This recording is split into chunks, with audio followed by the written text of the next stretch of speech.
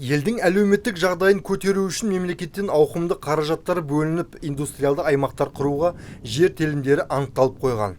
Алайда, Түркістан облысы бойынша қаншама аймақ бос тұр. Мәселен, құрылғанына 4 жыл болған Шардара қаласындағы индустриалды аймақ қазіргі таңда қаңырап тұр.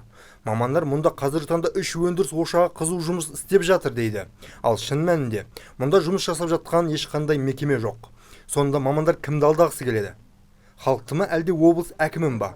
Сөздің шыны сол, өндірістік аймақта бір ғана нысанның құрылысы енді жүріп жатыр. Бұл болашақта мақта өңдейтін зауыт болмақ. Ал одан бөлек сүт өндіру зауыты ашылуы жоспарда тұр дейді аудандық кәсіпкерлік бөлімінің басшысы. Қазір таңда мынау сүт шығару өндірісі жаңағыдегі сол өндіріс қазір таңда мына құжаттарын рәсімдеудеміз. Алдағы уақытта мына келесі аптада уже құжаттарын өңірлік үйлестіру кеңесіне өткізуге жоспарланғанбыз. Индустриалдық аймақ жеке кәсіпкерлікке мемлекеттік қолдау көрсету мақсатында құрылған. Және бірінші кезеңде Шардара қаласында өнеркәсіптің басымды бағыттарын дамытуға арналған.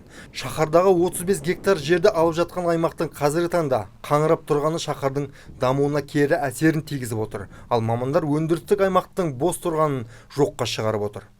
Қазір таңда ол жерде негізінен 3 жоба орналасқан. Оның бірінші жаңағыдегі мынау мақта өңдеу зауыты. Оның құрылыс монтаждау жұмыстары жүргізілуде. Екіншісі мынау қамыстан коврокартон шығару өндірісі қолға алынуда.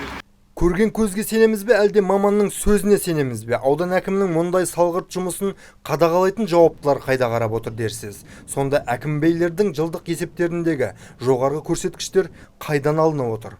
Нұрлан Пайызов, Руслан Насиров, Қабылбек Мұратұлы, Нар Ньюс.